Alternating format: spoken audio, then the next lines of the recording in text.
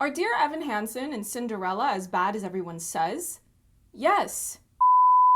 Hi, I'm LadyJenevia, and I'm late to the party of slam dunking on the latest abominations added to the roster of movie musicals that Hollywood has produced. If you are an active viewer of YouTube reviews of movies and television series, you've probably already seen these films dragged to hell and back, so I'm going to streamline my thoughts on both of them. I haven't done a deep dive into movie musicals on my channel, but I grew up watching a lot of classics like West Side Story, musicals starring Gene Kelly, Camelot, and most of the Rodgers and Hammerstein collection was also played on a loop, except for Carousel because that musical is cursed and I don't need to invite that type of evil into my life. I have repeatedly told people that movie musicals are very important. Some movie musicals can be original works of art, but oftentimes movie musicals are adapting a musical that already exists. Sadly, live musicals and theater in general can be a very exclusionary art form. Depending on where you live and how much money you have to spare, going to see live shows may be outside the realm of possibility. Movie musicals can bring these musicals to a much larger audience in a more accessible form, and also utilize the filmmaking medium to do things visually that would be impossible to do in a live show. That brings me to my first critique of the Dear Evan Hansen film. It is visually dull. The director appears to have wanted to give it a realistic visual style, but mate, it's already a musical. People are bursting into songs at random points in the story. I'm not saying every musical needs to have a 17-minute ballet sequence, but you don't need to have this dull, gray, flat visual aesthetic to remind the audience that we're supposed to feel sad. John M. Chu's In the Heights had people dancing up the side of a building to zhuzh things up a bit. Refusing to put anything visually appealing in your movie musical demonstrates that you fundamentally don't understand the genre. Even the Rent movie musical, which you wrote the screenplay for, had some nice moments. You had people dancing around and jumping on furniture. It's not the most visually flamboyant adaptation I've seen of a musical, but I still enjoyed it. Speaking of looking bad, shall we talk about the discourse surrounding Ben Platt's appearance as a teenager? Every conceivable joke has been made at his expense, but I'm going to keep this point short because I don't think it actually requires that much discussion. First of all, the hairstyle was a strange and unflattering choice. Apparently, that was not even how his hair was styled when he played the character on Broadway. I have no idea what happened there. As for trying to age him down through makeup, and apparently he lost some weight and would slouch more when playing the character, clearly all of that didn't work and it was just poor choices left and right. I don't care at all that Ben is an actor in his late 20s. If the producer, Ben's father, was determined to have him play the lead character in the movie, the clear stipulation should have been to hire other actors to play the high school characters that also, like Ben Platt, did not look like teenagers. Twitter is constantly dragging Michael Tucci for not looking like a high schooler when he was in Grease, but neither did any of his co-stars who were also playing high school characters. The same can be said for the legendary Maxwell Caulfield, Michelle Pfeiffer, Adrian Zmed, and Lorna Luft in 1982 when they made the best film in the Grease franchise, Grease 2. The key to achieving this is to maintain consistency in your universe, so you hire adults who look like they're 30 to play high schoolers, and actors to play the adults in the universe that are noticeably aged up from that other portion of the ensemble. Meaning, you leave Queen Amy Adams out of this mess and hire adults that are at least a decade or two older than the group that you went with for this film. This is not a complicated solution, so if anyone would like to hire me the next time you're producing a movie musical, I am available. I and many others have also taken issue with the fact that Evan Hansen is an extremely unlikable protagonist, but if I were to be critical of the story in the film, I would presumably have to take issue with the original musical. When you're trying to morally posture with your story, in the sense that you have a strong moral message that you want the audience to learn from, the story does not effectively flesh out Evan in a way that allows you to empathize with him. him. You should have revealed why he really fell out of the tree early on in the movie so that the audience would be informed on this deeper context of what informs his motivations for doing things that we would consider to be morally reprehensible. Then we have the potential to sympathize with him a little bit more during this viewing experience. Final point regarding the discourse surrounding Dear Evan Hansen, let's address the elephant in the room, and the elephant's name is nepotism.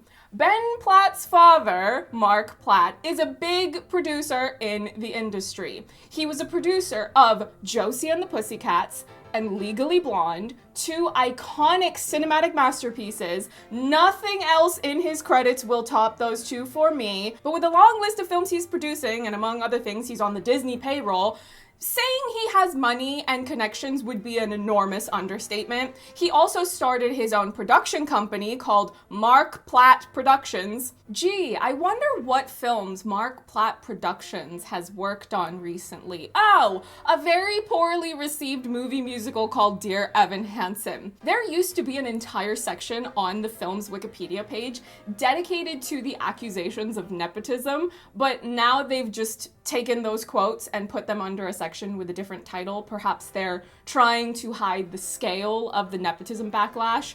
Mark Platt produced this movie with his own production company and cast his son to play the lead. Ben Platt has been asked about these claims of nepotism by a YouTube channel called Zach Sang. The video is private now. I wonder why. Well, how did Ben respond? BuzzFeed happened to transcribe the quote, so we can take a look. I think the reaction is largely from people who don't understand the context of the piece. The fact that I created the role and workshopped it for 3 years. Were I not to do the movie, it probably wouldn't get made. And so I think my defensive response is to want to go onto Twitter and be like, F you guys, you don't even know that this wouldn't exist without me. Of course, that's not true entirely, and not my place to say.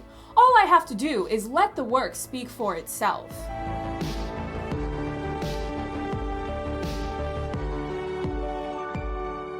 Let me be very clear here, I am not picking on Ben Platt for gaining a job because of nepotism. There are so many people in show business that have gotten a jump start because of nepotism. Whether your family got you into meetings with the right people, they let you work on projects that they were in when you were just a child, or even if it's just because you grew up having more of an understanding of how the industry works, giving you a huge advantage when it was time to decide how to navigate your own career and how to cope with fame. The reason why people are upset, Ben, is because they already don't like the film for numerous reasons, making the nepotism add insult to injury. Was anyone yelling at Dakota Johnson for having famous parents when she was clowning Ellen DeGeneres on her own show? No, because they liked the content they were being served. On top of that, when you're being directly asked about the nepotism,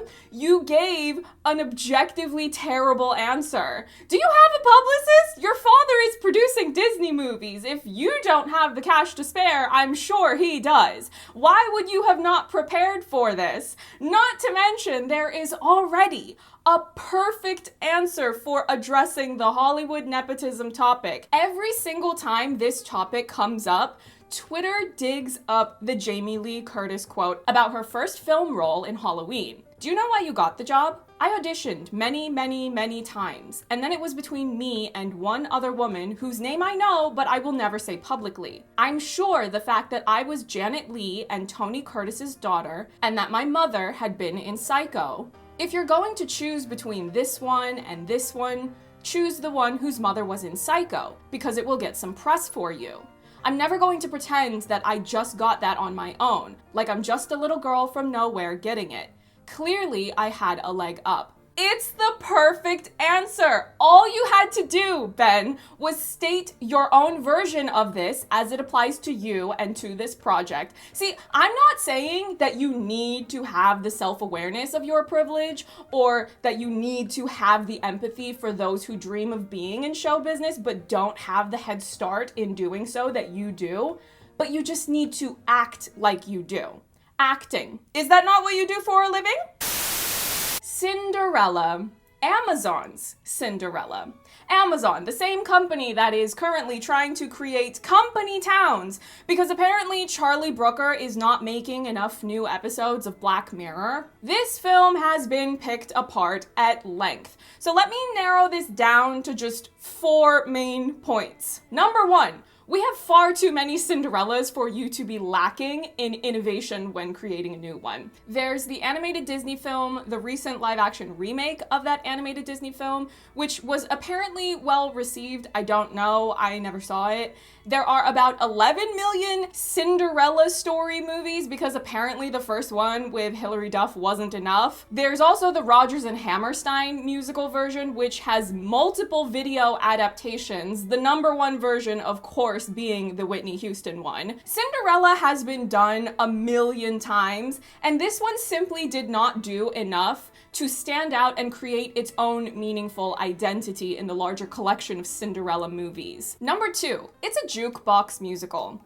meaning they want to capitalize on the type of audience who loves a good musical without actually putting the work into creating new songs. I shouldn't be surprised though, because I checked the filmography credits for the writer and director of this Cinderella movie, and she wrote the Pitch Perfect films. If you haven't seen those, they are integrated musicals, which means the characters only sing when it makes sense for them to do so in the plot, as opposed to backstage musicals, which is what most of us think of when we think of movie musicals. That's when people sing just because that's what happens in a musical, and you don't need to create a reason in the show's plot to justify the characters singing or dancing.